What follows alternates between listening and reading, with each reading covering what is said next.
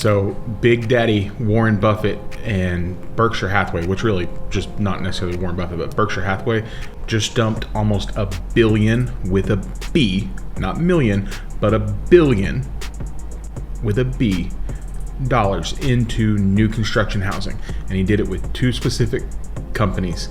I have some theories. I want to talk about why he might pick two of the most boring entry-level production builders and what it might mean. I have like 7 theories, and I might have to put on a little bit of a tinfoil cap to get through all of these. And I'm curious what you think this might mean for housing in not only in America, but specifically in DFW. If we haven't met before, my name is Zach. My team and I, we sell new construction real estate. So stuff like this is super intriguing to me, and because I think it has a massive impact on what's going on in the market. So if you have questions, I would love to comment them down below.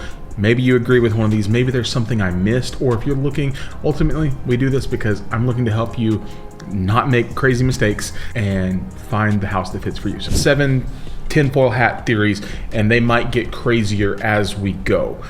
So I'm gonna share the first one with you. So number one, okay, and well, let me give you some context. So in case you didn't know, in the last couple of weeks, there was a article that came out about Warren Buffett and Berkshire Hathaway, because they're a big company. So anytime they make big financial moves, it has to be recorded with the SEC.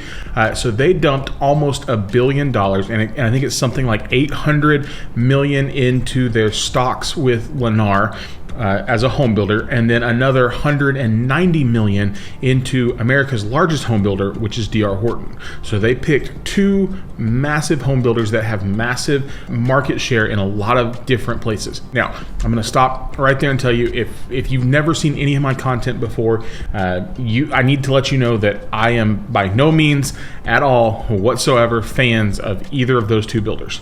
I sell a lot of new construction stuff, but not with them. And if you've been around my channel, you know how I feel about them. So, but Buffett and Berkshire are betting on them for a reason. So I have 7 thoughts as to why. So here's what I think it means, and here's my first one. Number one, their thought is potentially it's a macro play, right? So it's the idea that they're betting on interest rates coming down. Because let's be honest, interest rates right now, with where they're sitting and where they've been, are a choking point in the market. And so if Jerome Powell and the Fed even start hinting, they're like, hey, psst, we're gonna cut rates. Like, if they even start hinting at that, home builders are going to be one of the first ones to jump and capitalize on that, because they're some of the ones right now that we're seeing do these massive rate buy downs. Like, we're seeing it with all the different home builders, right? So there's no model home that you're going to walk into right now that they're not offering some sort of incentive toward closing cost or a rate buy down.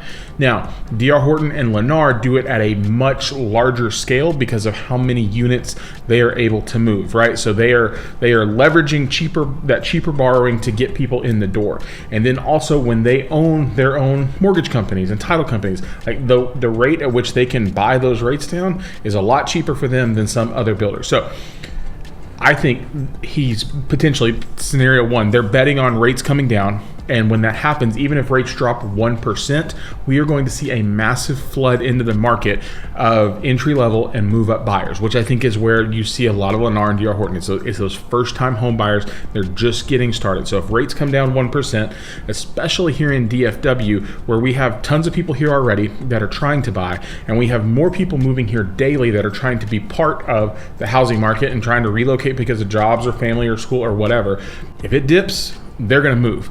And so because these companies own their own mortgage companies, they are leveraged to make a massive move. So I think theory one is it's a short-term momentum bet on rates coming down. That's my first theory as to why they potentially did this. Second theory, number 2, I told you they're going to get a little bit crazier, a little bit more, put my tinfoil hat on as I go.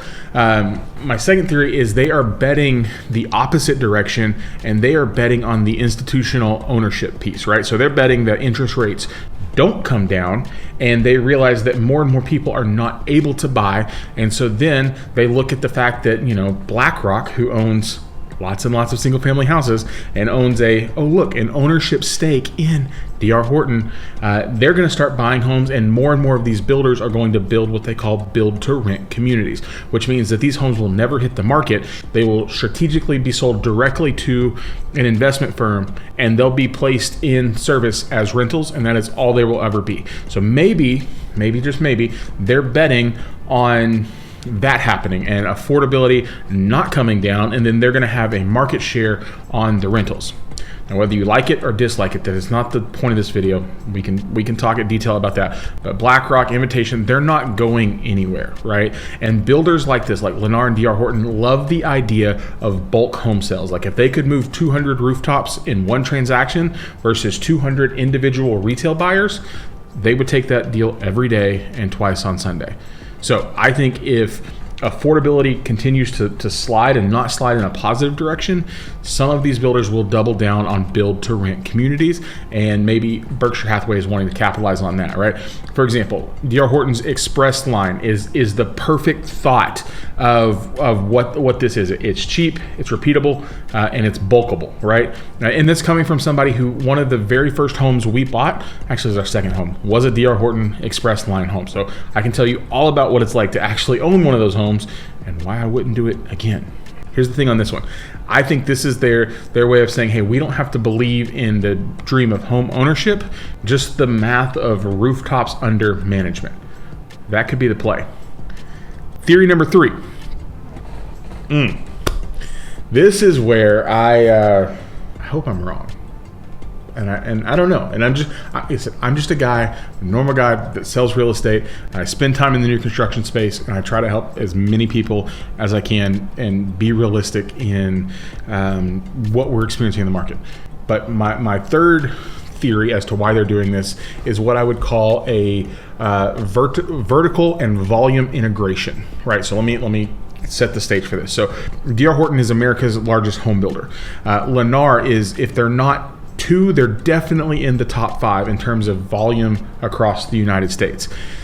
Berkshire Hathaway also owns Clayton Homes, and Clayton Homes is the largest builder of manufactured homes in the United States. So if you take a manufactured home and then you take a massive ownership stake in 2 of the largest home builders, you just found your way into every single entry level channel of housing in America. I have to look at my notes on it. Like, so I nerded out on this because this is whoo. And if you control the supply of starter homes, you set baseline affordability. Let me say that again. If you control the majority supply of starter homes, you control baseline affordability. And if you own the largest piece of manufactured homes, and you own the large pieces of the largest stick-built homes, who primarily play in the first-time homebuyer affordability space, you have control. And it could be setting up for a future thing, setting them up long-term. But we've seen kind of in the past, like the way that Hathaway works is they like boring but essentials, right? So maybe that's the play. I don't know. We're at number 3. I got like 4 more to potentially go through. That might be my craziest take. I don't know. Number 4 coming might be another crazy take. But I want to tell you, after we get through this, I want to give you some other options to maybe consider, especially here in the DFW market. Now, I can't speak to every market, but some other options that might be worth considering if you're looking to get started in the housing market and buy your home. Either you're moving up or you're buying for the first time. I'll give you some options. So number 4 of my theories, and I'm curious, like I said, let me know what y'all think. Maybe I'm right, maybe I'm wrong. And I don't know if I actually want to, the one I want to be right, I think I want to be right on number 1. That is what I'm optimistically hoping for, but we'll see. So number 4, I think it could be that they are looking at a balance sheet play and thinking that this is going to be the survival of the biggest, right? So the other big thing to understand about Lennar and D.R. Horton is they're not just building homes. They are, like, their land positions, like the way they're doing their own developments, right? So the amount of just sheer land that they sit on, they have a strong land position with big cash flow, deep pockets, right? So if they're betting on the market getting worse, right? If they're saying, hey, you know what? We're not sure what's going to happen. Like, we're going to take a downturn. What happens is those smaller regional players, they disappear. right? They don't have the cash flow to keep moving through this long term. They get wiped. And when they get wiped, it's the big guys that come in and they take the scrap. So maybe they're playing that play, right? So this could potentially be a play on, hey, we're looking at their books and we're seeing the amount of development and land that they're sitting on. It could also potentially be a play where they're saying, hey, you know what? Maybe they're not super profitable right now, but they're turning out tons and tons of units. And so in this, hey, you know, they're not turning out hundreds and hundreds of millions of dollars of profit, but they're turning out hundreds of thousands of units. I think when I last looked, D.R. Horton is on pace to build over 100,000 homes nationwide in 2025. So could be a play against that. Could be also, hey, again, their balance sheets, they're looking at it from the standpoint of they're moving units. So maybe they just need a cash infusion. Like it's a stability play. Like this is all kind of part of the same thing. A position to be, you know, a safety net. Like if they were going to take on an acquisition. Ooh, I didn't even think about that. That could be, yeah. It could be not about necessarily profitability today for the housing market, but unit flow for the future and control of that. I don't know. Curious what it means. I think in the end of the day, it means us normal folk, we kind of get screwed. I think that's what that means. Number 5, similar to number 4, it could be a hedge against inflation. You know, like I told you earlier, they own a ton of land. They are banks and banks of land, and Berkshire is essentially basically parking capital in the dirt, right? They're literally taking it and saying, hey, you know, you got land. We just want to bury our capital in the dirt and see what happens. Maybe that's probably a lesser conspiracy thought. Like I said, probably 2, 3, and 4 are my crazy conspiracies. 6.